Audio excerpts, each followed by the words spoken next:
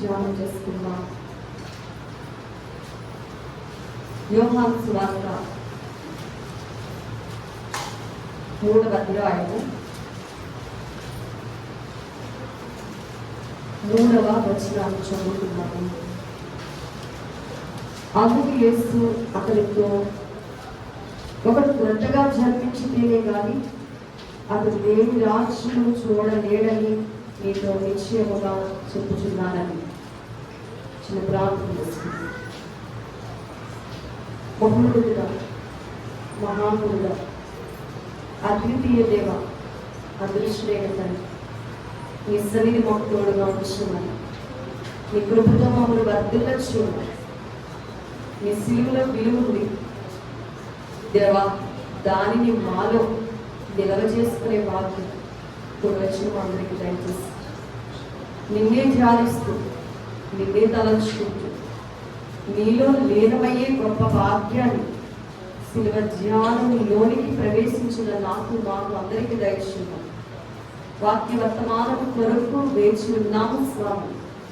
మీరు మాకు అందరితో మాట్లాడున్నాం. మా మధ్యకు వేం చేసి మాతో మాట్లాడనై ఉన్నాం, వాక్యమై ఉన్నాం.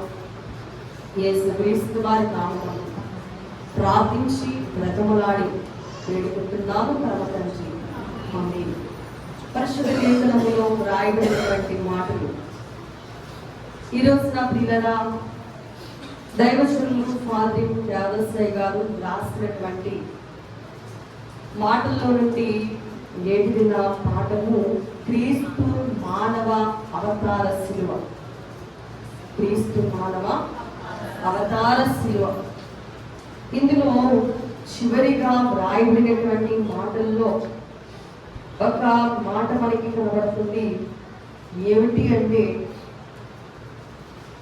మనం ఆలోచన చేసినప్పుడు క్రీస్తు శిలువ పడితే ఆయన శరీరానికి నష్టం, కానీ పిశాచుకి ఏం నష్టం? అయితే దేవసాయి గారట ఒక పేపర్ వేశారట. ఆ పేపర్లో వ్రాయబడ్డ అంశం ఏంటంటే, పైన ప్రభు శిలువ అయితే క్రింద సైతాను గాడికి శిలువ. గనుక ఎవరికి శిలువ కాదు? ప్రభుకి కాదు శిలువ. ఎవరికి? పిశాచిగాడికి శిలువ. దాని గురించి ప్రస్తావిస్తూ పిల్లగా నైడార్పియన్ దొరగారు అనేటువంటి ఆయన చక్కగా తన యొక్క పుస్తకంలో రాసినటువంటి మాటలు ఈ యోహాను సువార్తలో కనబడుతూ ఉంటాయి. యోహాను సువార్తలో ప్రస్తావించినటువంటి మాటలు ఫాదర్ దేవసాయి గారు చక్కగా వర్ణించారు. ఏమిటి ఆ మాటలు అంటే, దేవసాయి గారు రాసిన మాట ఉదాహరణకి అని అంటూ తండ్రి గారు చక్కగా మోషే గారట అరణ్యంలో ఇత్తడి సర్పాన్ని ఎక్కడ పెట్టారు? స్తంభం మీద పెట్టారు. ఆ ఇత్తడి సర్పమే పిశాచి అని దేవసాయి వర్ణించారు. ఆ పిశాచి గాడికి ఈ రోజున శిలువ. మనందరం యేసుక్రీస్తుకే శిలువ అనుకుంటున్నామంట, కానీ ఆ శిలువ క్రింద సైతాను గాడికి ఏమేశారు? శిలువ. సాతాను మీ పాదముల క్రింద చింతక త్రొక్కించుతారు అని వాక్యములో రోమాపత్రికలో వ్రాయబడ్డటువంటి మాటలు మనం బాగుగా ఎరిగిన వారండి.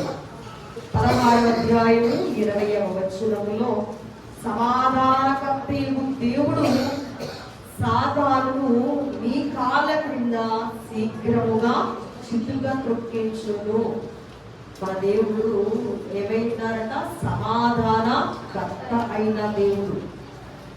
అట్టి సమాధానకర్త అయిన దేవుడు చేసే పనేమిటి అనంటే, సాతాను గాడిని మన కాళ్ళ క్రింద శీఘ్రముగా చిత్తుగా త్రొక్కించును అని రాయబడింది. కాబట్టి ఈ రోజు నా పిల్లరా, నైడార్పర్ గారు రాసినటువంటి మాటలలో నుండి కొన్ని ఒక వృత్తాంతాన్ని మనము చదివినప్పుడు ఈ మాట ఇత్తడి సర్పము, ఈ మాట యేసునకు నికోదేమునకు జరిగినటువంటి సంభాషణలో యోహాను సువార్త మరి 3వ అధ్యాయములో కనబడతా ఉన్నది. నికోదేము అనే వ్యక్తి దేన్ని వెతుకుతున్నాడయ్యా అంటే సత్యాన్ని వెతుకుతున్నాడు. నికోదేము సత్యాన్ని వెతుకుతున్నాడు. నీతి సమాధానముల కొరకు దప్పిక ఆయనకుంది. అంటే పాపమును తీర్పును ఏం చేస్తున్నాయంటే అతనికి భయాన్ని కలిగిస్తున్నాయి. అలాంటి సందర్భంలో ధర్మశాస్త్ర ప్రకారం అతడు తన రక్షణను సంపాదించుకోవడానికి ఎంత ప్రయాసపడుతున్నాడో అంతగా దేవునికి దూరంగా తోచున్నట్టుగా తోచున్నాడు. ఈ బ్రతుకులకు విలువ తెచ్చే దేవుని క్షమాపణ అతనికి దొరకలేదు. ఆ క్షమాపణయే తృప్తి కలిగించేది. సమాధానమును సంతృష్టిని పొందుట కొరకు అతడు ఎక్కడికి వచ్చాడు అంటే యేసు వారి దగ్గరికి వచ్చాడు. దేని కొరకు వచ్చారట? సమాధానమును సంతృష్టిని పొందుకోవడానికి ఎక్కడికి వచ్చారు? యేసు వారి దగ్గరికి వచ్చారు. యేసు వారు అతనికి చెప్పింది ఏంటి అని అంటే, చూడండి పిల్లల, ధర్మశాస్త్రం అంతా కూడా నెరవేర్చు, ధర్మశాస్త్రాన్ని నెరవేర్చు, అప్పుడు నీవు బ్రతుకుదువు అను ఆజ్ఞ రక్షణను కలిగింప నేరదని అని చెప్పారు. కావలసిన సమాధానం అది కలిగింప నేరదని ఆయన చెబుతున్నాడు. కావలసిన సమాధానం అది కలిగింప చాలదు. కాబట్టి నేనేం చేయాలో తెలుసా? మరలా జన్మించాలి. మరలా జన్మిస్తేనే కానీ దేవుణ్ణి నీవేం చేయలేవు, కనుగొనలేవని ప్రభువారు ఆయనతో మాట్లాడారు. మన పుస్తకంలో రాయబడ్డట్టుగా ఏమని మాట్లాడారు? ఒకడు కొత్తగా జన్మించితేనే కానీ అతడు దేవుని రాజ్యమును చూడలేడని నీతో నిశ్చయముగా చెప్పుచున్నాను. యోహాను 3:3. ఎలా జన్మించాలట? నీవు మరలా జన్మిస్తేనే కానీ దేవుని రాజ్యమును నీవు కనుగొనలేవు అని ఆయనతో చెప్పారు.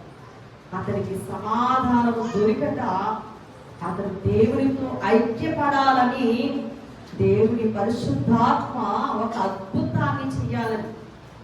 పాత నిబంధనలో దేవుడు అంటే చాలా మంది జనులను చావు నుండి తప్పించిన సంగతి ఆయన నికోదేము గారికి ఎత్తి చూపిస్తా ఉన్నారు. ఏ విషయాన్ని అక్కడ చూపిస్తున్నారు అంటే, పాత నిబంధనలో దేవుడు చాలా మంది జనులను దేవుని చెప్పి తప్పించారట, చావు నుండి తప్పించారు. చావుకో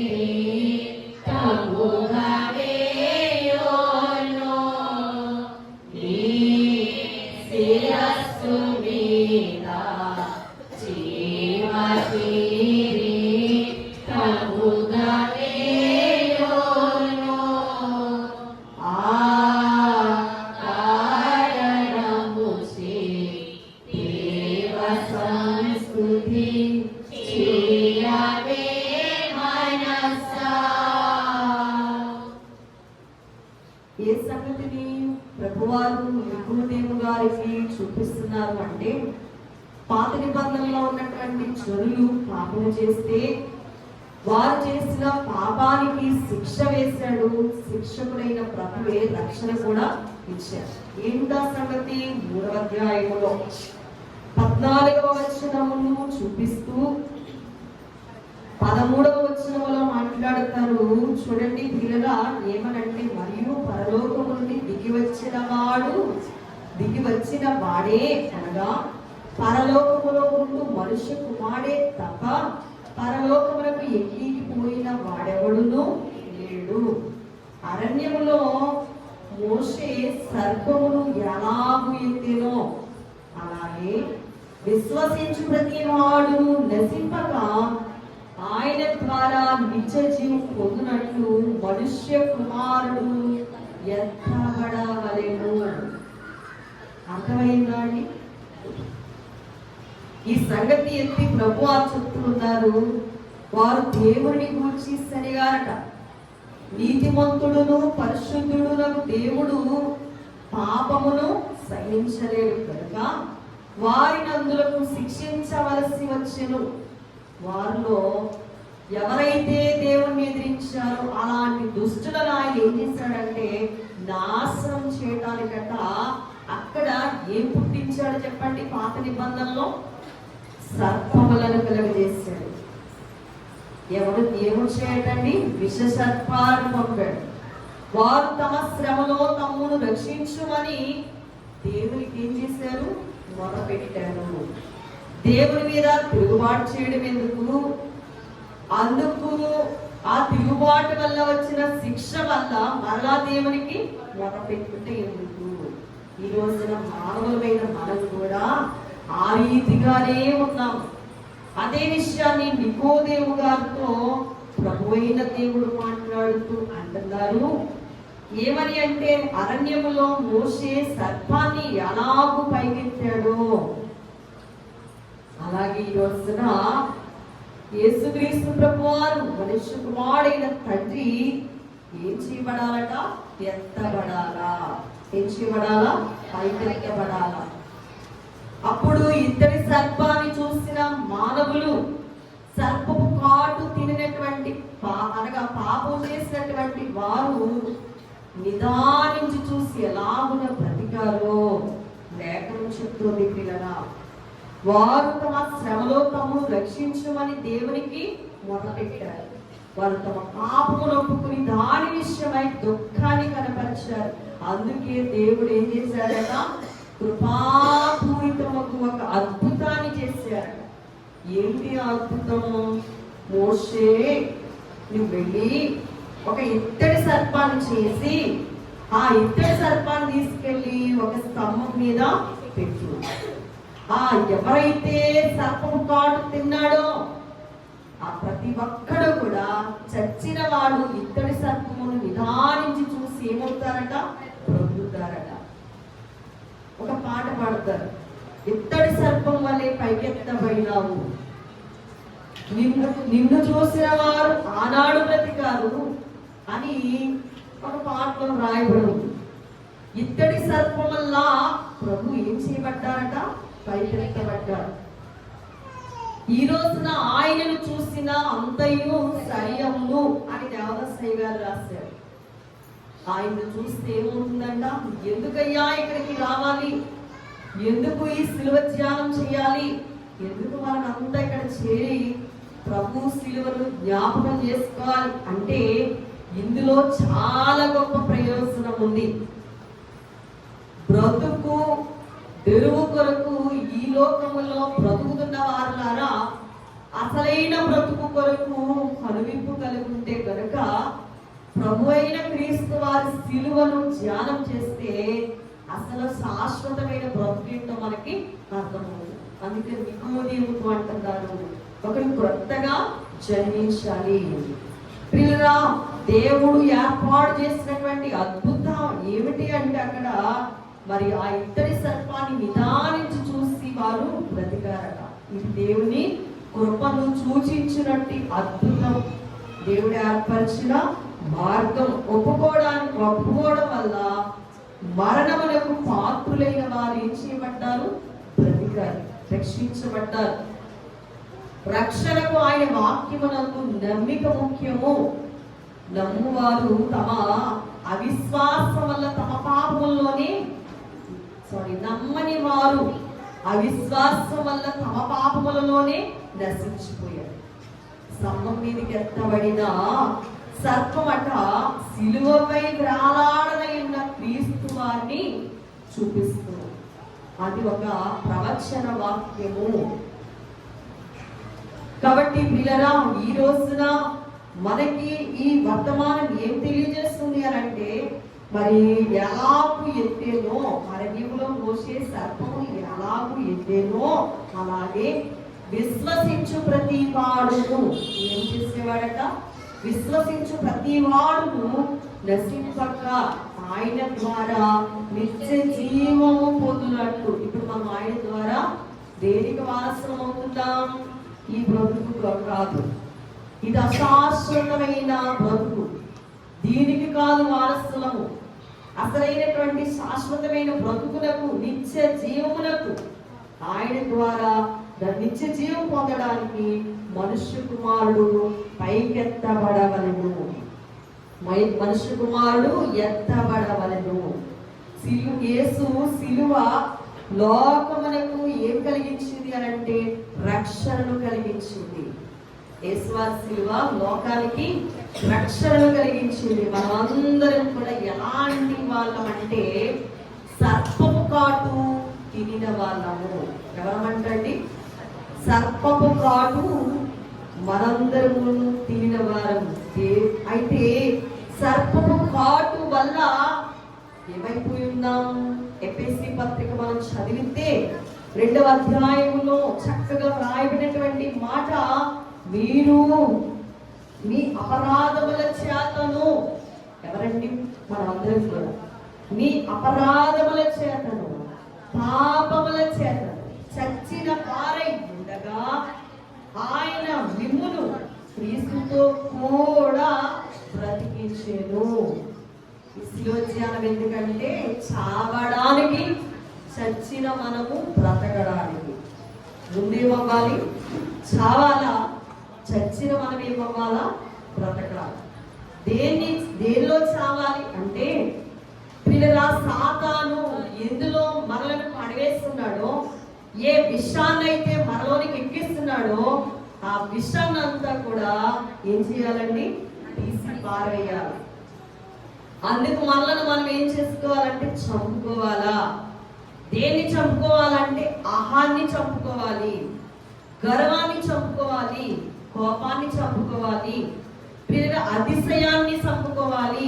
నేను, నాకు అనేటువంటి భయంకరమైన వాటన్నింటినీ కూడా ప్రభు యేసు రక్తము ద్వారా రక్షణలోనికి వచ్చినటువంటి మనము ముందుగా మనల్ని మనం ఏం చేయాలి? చంపుకోవాలి.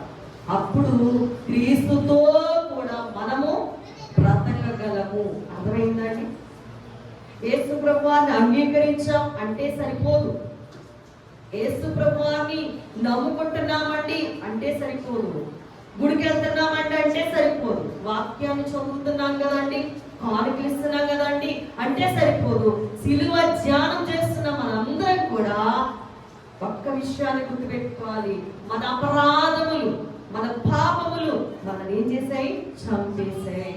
ఆనాడు ఇశ్రాయేలీయులు సర్పము కాటు తిని చచ్చారు. ఈనాడు అపరాధములు, పాపములు అనేటువంటి సర్పము కాటు ప్రతి మనిషి కూడా కలుగున్నాడు. అయితే దీనికి ఆనాడు ఇంతటి సర్పమును పిల్లలు ఆనాడు స్తంభం మీద పెడితే దాన్ని చూసి వారు బ్రతికారు. ఈనాడు మనం మెడిసిన్ ఏంటంటే, మన మందు ఏంటంటే యేసు వారే మనకి మందు. యేసయ్య మనకి ఏమై ఉన్నారు? మందు. అందుకే ఆయనను చూసినా అంత సరైపోతుంది. మనలో ఉన్న పాపం విడిచివేయబడుతుంది. మనలో ఉన్నటువంటి భయంకరమైన స్థితి విడిచివేయబడుతుంది. అయితే దేవుడు మనకి ప్రయోగించినటువంటి మందు మనం ఎవ్వరు కూడా తప్పించుకోలేము. దేవుని మందు ప్రయోగించినా కానీ మనం ఎవరు తప్పించుకోలేము. ఆ మందు ఎవరంటే యేసు వారే మందు. అందుకని ఆ విషం ఎంతవరకు ఎక్కినా సరే కానీ మందు ప్రతి వారిని ఏం చేస్తుందట? బాగు చేస్తుందట. యేసు వారి మందు. పిల్లలా, యేసు అనేటువంటి ఈ గొప్ప మెడిసిన్ ప్రతి ఒక్కరికి కూడా అందేలాగా ఆనాడు భూమి పుట్టింది మొదలుకొని రేపు అంత వరకు ఉన్న ప్రతి మనిషిలో సాతాను వేసినటువంటి భయంకరమైన బీజాన్ని విరిచేయడానికి, మనలో ఉన్న విషయాన్ని విరిచేయడానికి యేసు వారే మనకు ముందుగా ఈ లోకంలోకి వచ్చి మన కొరకు ఆయన తన ప్రాణాన్ని అర్పించారు. నా కొరకు కాదండి అని అనొచ్చు అన్యులైన వారు ఎరుగక ఏదో విధంగా అనుకోవచ్చు, కానీ అందరూ అంతటా మారు మనసు పొందే వరకు కూడా యేసు వారు ఎన్నో పాటలు పడుతున్నారు. నీ కొరకు నా కొరకే కాదు, ఇక్కడ సిలువను ధ్యానిస్తున్న వారి కొరకే కాదండి, దుర్మార్గుల కొరకు, నరహంతకుల కొరకు, ద్రోహుల కొరకు, దొంగల కొరకు, భయంకరమైన పరిస్థితిలో ఉన్న వ్యభిచారుల కొరకు, అందరి కొరకు కూడా ఆయన మనలో ఉన్న విషయాన్ని విరిచివేసేటువంటి ఒక మెడిసిన్ గా ఈ లోకంలోనికి ఆయన వచ్చారు. ఇవి అంగీకరించినా అంగీకరించకపోయినా, సూర్యుని ఎండ అంగీకరించినా పడుతుంది, అంగీకరించకపోయినా పడుతుంది. అందరం కూడా సూర్యుని ఎండ ఎలా అయితే ఆస్వాదిస్తున్నామో, నీతి సూర్యుడైనటువంటి క్రీస్తు వారి యొక్క కిరణాలు ఒక మెడిసిన్ రూపంలో మనలోనికి వస్తున్నాయి. ఆ మెడిసిన్ మనలో పనిచేసి మనలో ఉన్న విషయం ఏమైపోతుందట, విరిగిపోతుంది. చాలా మంది అనుకోవచ్చు పాపిని అని, కానీ వీళ్ళ ఈ పాపాన్ని, ఈ విషయాన్ని విరిచేయడానికే మనకి బదులుగా పాపగ్రహమై ఆయన సిలువకు ఎక్కారు, సిలువలో మరణించారు. కనుక మనం జ్ఞాపకం చేసుకొని సర్పపు కాటు తిన్న వాళ్ళమైన మనం ఈ రోజున యేసు అనే మెడిసిన్ వేసుకొని మనల్ని మనం ఏం చేసుకోవాలట, రక్షించుకోవాలి. రక్షకుడైన క్రీస్తు మనకి గొప్ప ఆశీర్వాదకరమైన మెడిసిన్. అందుకనే పిల్లరా మనకి వాక్యములో వ్రాయబడ్డట్టుగా మరి ఆ మందు ప్రతి ఒక్కరిలోనూ పనిచేస్తుంది. జన్మ పాపం మాత్రమే ఉన్న శిశువునైనా ఆ మెడిసిన్ బాగు చేస్తుంది. సావు సిద్ధంగా ఉండడానికి, సావుకు సిద్ధంగా ఉన్నాడు దొంగోడు శిలువపురానికి ఆ ప్రక్కన, అలాంటి వాడిని కూడా ఆ మెడిసిన్ ఏం చేసిందండి, బాగు చేసింది, రక్షణ ఇచ్చింది. నేడు నీవు నాతో కూడా పరదేశుకు వెళ్ళిపోయేటట్టు చేసింది. ఎంత గొప్ప ఆశీర్వాదకరమైన మెడిసిన్ చూడండి. విశ్వాస దృష్టి మనం రక్షిస్తుందట. అందుకనే మరి ఒక భక్తుడు అన్నాడు, విశ్వాస నేత్రములు వీక్షించుచున్నవి నిన్ను. విశ్వాస నేత్రములతో ప్రభుని మనం చూడగలిగితే ఆయన సిలువకి ఎక్కింది ఏమిటో మనకు అర్థమవుతుంది. అంతేగాని సిలువ అంటే ఒక కర్రల రూపములో మనం ఎప్పుడు చూడకూడదు. సర్పము పాపమును సూచిస్తుంది. యేసు వారు లోకమును మోసుకొని పోతూ ఉన్నారు. ఇదిగో లోక పాపములను మోసుకొని పోవు దేవుని గొర్రెపిల్ల. లోక పాప భారం, వ్యాధి భారం, శిక్ష భారం, అవసరాన్ని ఆయన పైన వేసుకున్నారు. పాపమును, దాని శాపమును దేవుడు తన భుజాల పైన వేసుకున్నారు. పాపము లేని ఆయన మన కొరకు ఏమయ్యారట, పాపముగా మార్చబడ్డారు. మనల్ని రక్షించడానికే తన అద్వితీయ కుమారుని అర్పించినంతగా దేవుడు లోకాన్ని ఎంతో ప్రేమించాడు. తన ప్రేమను క్రియ రూపంలో చూపిస్తున్నాడు. అద్వితీయ కుమారుడైన యేసు వారు ఈ లోకంలోకి వచ్చాడు. మనం చనిపోవుట ఆయన చూసి సహించలేదట, కానీ మనల్ని తప్పించుట కొరకు ఆయన తన కుమారుని ఏం చేశారండి, యెషయా గ్రంథం 53వ అధ్యాయములో అతని నలుగు కొట్టుటకు యెహోవాకు ఇష్టమాయెను. అద్వితీయ కుమారుడు యేసు నలగగొట్టడానికి యెహోవా దేవునికి తండ్రికి అభిష్టమాయెను. చూడండి పిల్లరా, యేసే మార్గం, యేసే సత్యం, యేసే జీవం. ఆయన ద్వారా తప్ప మరెవ్వరు ద్వారా తండ్రి యొద్దకు ఎవరు కూడా ఎక్కి వెళ్ళలేము. కాబట్టి పిల్లరా, మనము చచ్చునంతగా గాయపరచబడి ఉన్నామని మనం గ్రహించాలి. ఈ గాయం పాపం వల్ల కలిగిన గాయం కనుక ఆ సంగతిని గ్రహించిన తప్ప మనము ధర్మశాస్త్రము ఎంత గైకొన్నా, సత్క్రియలు ఎన్ని చేసినా లాభం లేదు. మనం నిత్య నాశనానికి పాత్రులమని, లోకములో ఏ మానవుడు మనల్ని రక్షింపనేరడని మనము దేవుని ఎన్నటికీ చూడలేమని మనం గ్రహించాలి. అందుకే ప్రభువారు నికోదేముతో చెప్తున్నారు, ఎంత ధర్మశాస్త్రం విన్నా బోధించినా దాన్ని గైకున్నా దాని వల్ల ప్రయోజనం లేదు, ఆచారాల భక్తి అనవసరం. ఈరోజు మాటల్లో కూడా మనం చక్కగా చదువుకున్నాం. పరిసయ్యులు శాస్త్రులు చెప్పుదిరే గాని చెయ్యరు, జాగ్రత్త. వారు చెప్పిన వాటి ప్రకారం చెయ్యండి కానీ వారి క్రియల ప్రకారం మీరు నడవకండి. నికోదేమా, నీవు ఎలా ఉండాలో తెలుసా? కొత్తగా పుట్టాలి. యేసు వారు నికోదేముతో చెప్తున్నారు, పాతదంతా పూర్తిగా పోవాలి. మరమ్మత్తు చేయడానికైనా వీలు లేకుండా దాన్ని పూర్తిగా ధ్వంసం చేసేయాలట. మార్టిన్ లూథర్ గారట ఒకానొక దినమందు నిరాశనే సముద్రంలో మునిగి నా పాపం నా పాపం నా పాపం అని బిగ్గరగా ఏడుస్తూ ఉంటాడు. ఎవరండి? డాక్టర్ మార్టిన్ లూథర్ గారు. నిరాశనే సముద్రాన్ని మునిగి నా పాపము నా పాపము, ఎంత పాపం చేశానని బిగ్గరగా అరుస్తా ఉన్నాడు. ఇహమందు గాని పరమందు గాని నాకు ఎక్కడెక్కడ సహాయం చేయగల రక్షింపగలిగిన వారు ఎవరు లేరనట. నిరాశలోనికి వెళ్ళిపోయారట. అయితే పిల్లరా, అలా అనుకున్నప్పుడు యేసు వారు విడిపించడానికి వచ్చినందున తాను కృప వలన రక్షింపబడ్డట్టు ఆయన తెలుసుకున్నారు.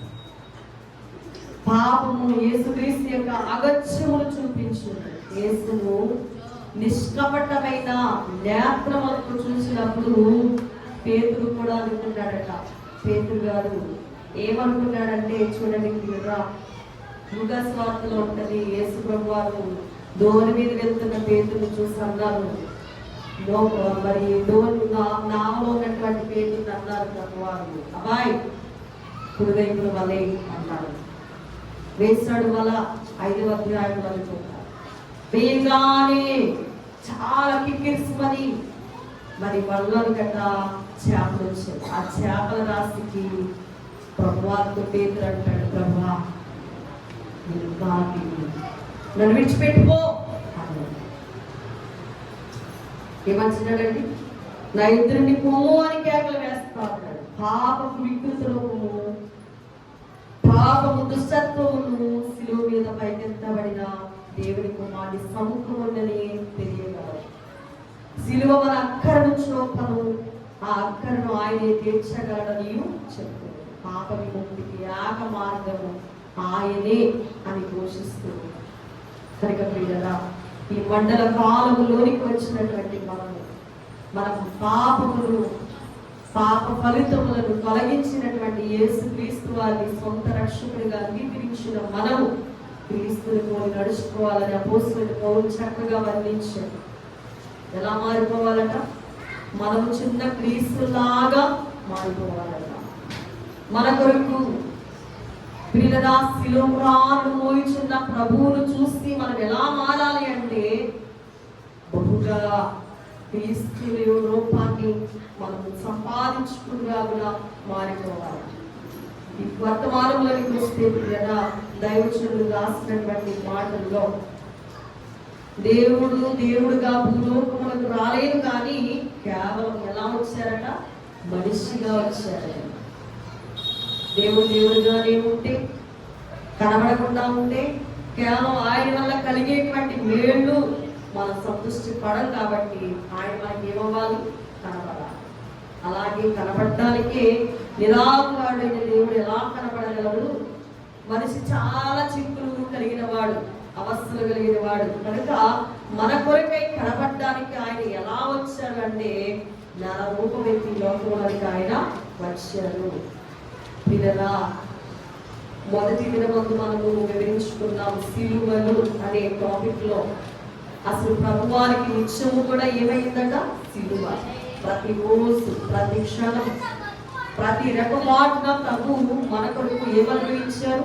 సిలువను. అందుకని సిలువ ధ్యానంలో మాత్రమే కాదు కానీ నిత్యము కూడా సిలువను మనం ఏం చేయాలంటే ధ్యానిస్తూ ఉండాలట.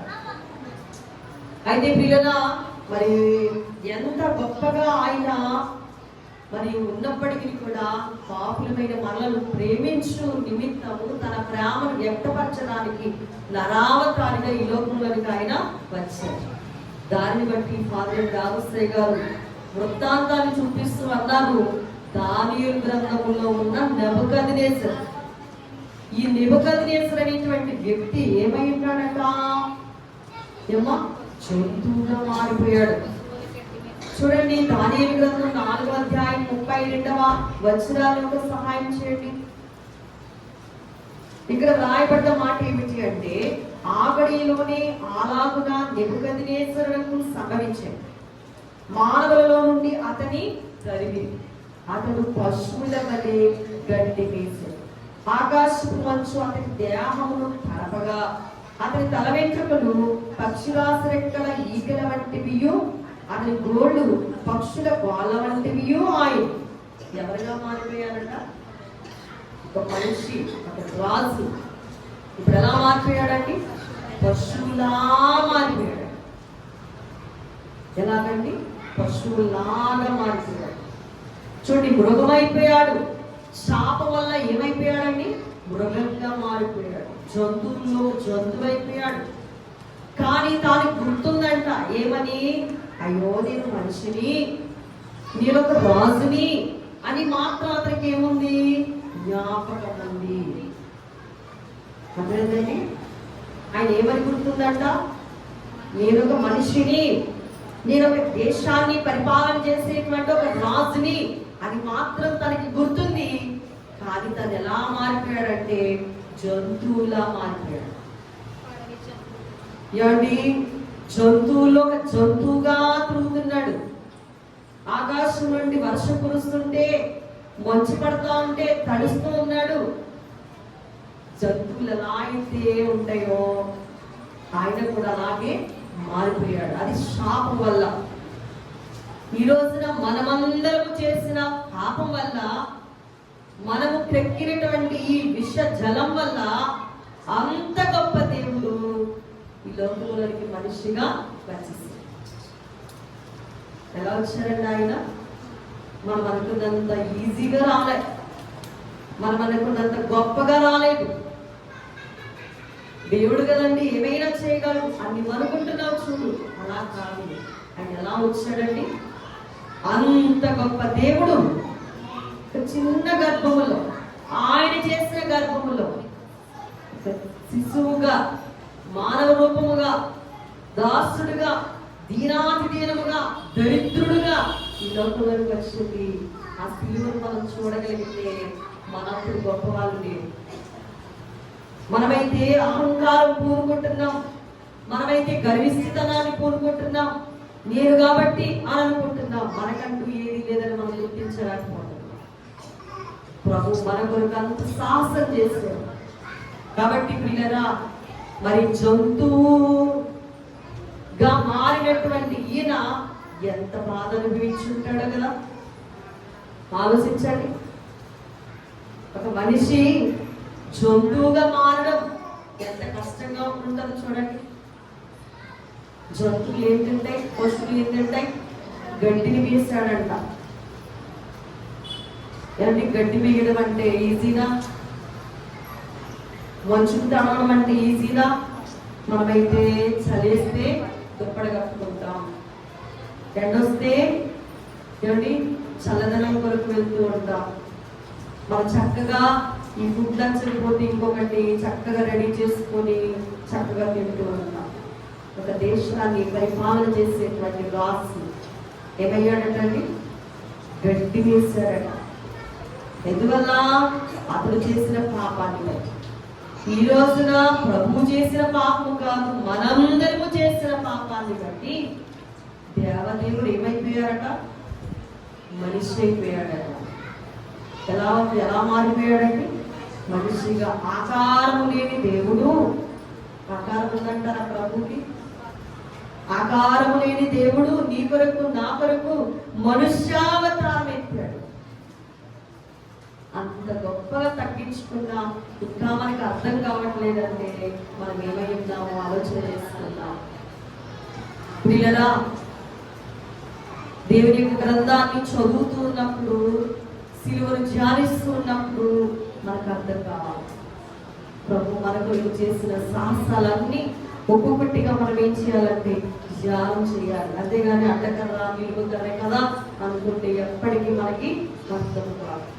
ఇంకా దైవజనులు రాసినటువంటి మాటల్లో మరి తిమోతికి రాసినటువంటి పత్రిక భాగాన్ని చదివితే, మొదటి తిమోతి పత్రిక 2వ అధ్యాయము పిల్లల 5వ వచన భాగంలో ఆయన రాసినటువంటి మాట, దేవుడు ఒక్కడే, దేవునికి నరులకును మధ్యవర్తియు ఒకడే, ఆయన క్రీస్తు యేసు దేవుడు. ఎవరండి? నరుడా దేవుడా? నరుడు అని రాయబడి, క్రీస్తు యేసు నరుడు అని ఉన్నది కానీ క్రీస్తు యేసు దేవుడు అని లేదు. కనుక ఆయన అవతారం అనేది వేషం కాదు కానీ కేవలం ఆయన ఎవరై ఉన్నారంట? నరుడుగా వచ్చారు. వేషమా? వేషాలు వేసుకుని రాలేదు ఆయన. ఎలా వచ్చాడట? నరుడిగా వచ్చాడు. ఎలా వచ్చాడంటమ్మా? మనను రక్షించు నిమిత్తం నరుడుగా వచ్చాడు. మనకు అర్థం కావాలంటే నరుడావు కాకున్నా ఎడాలా దేవా నన్నేలా విలాసిదివని అడిగినావా నరుడావును దేవుండమును గానా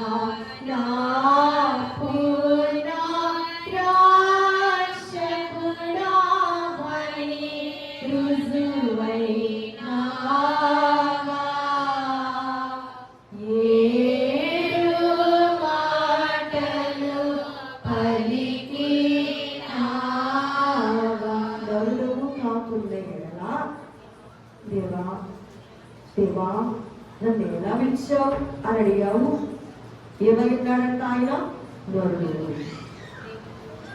పై శరణంలో మొదటి శరణంలో అంటారు, దేవుండవు కాని ఎడల నిన్ను తిప్పి చంపువారిని క్షమింపగలవా? నువ్వు దేవుడువు కాబట్టి ఏం చేశావు? క్షమించావు. ఈ శరణం 4 శరణంలో ఏమన్నారు? దేవుడు నరుడవు కాని ఎడల దేవా నన్నేలా విడిచితివి అని అడిగావు. నువ్వెవరము? దేవుడువును నరుడవును. ఆయన ఎవరండి? నరుడు దేవుడు, దేవనరుడు. పిల్లగా ఆయన వేషము కాదు కానీ, ఆయన అవతారము వేషము కాదు కానీ, ఆయన కేవలము నరుడు అంటూ దైవజనులు ఉదాహరణ తెలియజేశారు. చూడండి, మనలాగా చాలా మంది ఇలాంటి డౌట్స్ ఉంటాయి. క్రైస్తవుల రోగులు, ఇద్దరికి రోగాలు వచ్చి ఉంటాయి బహుశా క్రైస్తవుల్లో. ఆ రోగం వచ్చిన ఇద్దరు అంట వాదించుకుంటా ఉన్నారంట. ఒకడు అంటాడు, ఏమంటున్నాడంట? యేసుక్రీస్తు యొక్క శరీరాన్ని తలంచుకొని. ఒకడు అంటున్నాడంట, యేసుక్రీస్తు కేవలము మనుషుడే అన్నాడు. ఏమన్నాడండి? ఆయన మనలాంటి మనిషినండి అన్నాడు. ఇంకొకడు ఊరుకోక అంటున్నాడు, నువ్వు పొరపడుతున్నావురా, ఆయన మనిషే కానీ ఆయన ఏమై ఉన్నాడు? దేవుడై ఉన్నాడు. ఏమై ఉన్నాడట? ఈ వృత్తాంతం అర్థం కావాలంటే చాలా కష్టమే కానీ దైవజనులు చక్కగా మనకు అర్థమయ్యేటట్టుగా చెప్పేశారు. ఏమనంటే, మనలో శరీరం ఉంది, ఆ శరీరం బయటికి కనబడుతుంది, కానీ ఊపిరి ఉంది, కనబడుతుందా? కానీ అది నిజమని మనం నమ్ముతాం. అవునా కదా? శరీరం ఒక్కటే నమ్మితే ఊపిరి లేకపోతే చచ్చిన వాళ్ళం. కాబట్టి శరీరంతో పాటు మనలో ఉన్న ఊపిరి ఉంది అని ప్రతి మనిషి కూడా గుర్తిస్తారు. చచ్చిన తర్వాత అందరూ చూసేది ఏంటి? ఉందా లేదా? నాసిక దగ్గర పెట్టి ఇది ఉంటేనే మనిషి బ్రతికినట్టు, లేకుంటే చచ్చినట్టు. కాబట్టి పిల్లల ఊపిరుందని నమ్ముతున్న మనము దేవకుమారుడు యేసు వారు మనిషి ప్లస్ ఆయన ఏమై ఉన్నారట, దేవుడుగా ఈ లోకంలోకి వచ్చారు. ఎందుకు వచ్చారు? దేవుడుగా వస్తే చచ్చుకుంటాడు. ఈ సిలువ విలువ ధ్యాన కలువలో చక్కగా రాస్తూ బేతనీకి ఒకటి వెళ్తా ఉంటే, ఆ బేతనీకి వెళ్తూ ఉన్న వాడితో కనుక దేవుడే డైరెక్ట్ గా దిగొచ్చి ఒరే బాబు నేనున్నా నీకు ఎందుకు భయపడ అన్నాడే అనుకోండి, అది ఏమై ఉంటాడు? చచ్చుడు కదండి. దేవుడుగా వచ్చి అబ్బాయి నీకేం భయం లేదు అంటే మనిషి ఉంటాడా? ఉండదు. కాబట్టి ఆయన ఇప్పుడు ఎలా రావాలి? మనిషిగా వస్తేనే మనిషి సహవాసం చేయగలరు. జంతువుగా వచ్చినా కష్టమే, ఏ రూపాన వచ్చినా కష్టమే. అందుకేనట మనిషి ఇంకొక మనిషి యొక్క సహాయాన్ని కోరుకుంటాడని దేవునికి తెలుసు కనుక మన నిమిత్తము దేవుడు ఏమైందారంట? నరరూపిగా ఈ లోకములకు వచ్చారు. ఇదే దైవజనం యొక్క పాఠం. క్రీస్తు మానవ అవతార శిలువ. క్రీస్తు మానవ అవతార శిలువ. కాబట్టి కదా మనము జాగ్రత్తగా పరిశీలన చేసి మనలో ఉన్న పాపాన్ని రద్దు చేసిన క్రీస్తు వారిని ఎంతగా మనము ధ్యానించినా, ప్రేమించినా, ప్రార్థించినా, ఆయన దగ్గరే కూర్చున్నా అది చాలా స్వల్పమే. కాబట్టి తిన్నామా, త్రాగామా, సుఖించామా, ఉన్నామా అని ఈ అశాశ్వతమైనటువంటి శరీరం కొరకు ఆశపడక నీ కొరకు నా కొరకు ప్రాణం అర్పించి అసలైన నిత్య జీవాన్ని ఇవ్వడానికి ప్రయాసపడి పాటుతున్న క్రీస్తు వారి యొక్క సిలువను తలంచుకొని నా పాపము, నా వ్యాధి, నా బరువు మోసాడు దేవుడు. ఆయన కొరకు నేను ఈ కొద్దిసేపు అయిన ప్రభు దగ్గర కూర్చొని ఆయన సహవాసంలో ఉండాలని భావించుకొని మార్పు చెంది క్రీస్తు కొరకు నిలబడదాం. అతి ధన్యత, దీవెన, ఆశీర్వాదం దేవాది దేవుడు మనందరికీ దయచేయను కనుక మెగారులుగా మలచుకొచ్చిన తండ్రిస్తాను, మాతో మాట్లాడిన తండ్రిస్తాను, మీరు చెప్పిన వర్తమానాన్ని బట్టి మీకు మా తండ్రి హాజరు అవశ్యంగా మాటలు, అలాగే లైడార్పర్ గారి యొక్క మాటలు దేవా వారు రాసినటువంటి మాటల్లో నుండి మీరు మాతో మాట్లాడినందుకు వందనా. ఈ మాటలను మాను భద్రం చేసుకునే భాగ్యం, ధ్యానించే భాగ్యం శ్రీరాజరామానికి దయచేయండి. యేసుక్రీస్తు వారి ఉన్నత నామమున ప్రార్థించి బ్రతుకులాడి వేడుకుంటున్నాను తండ్రి.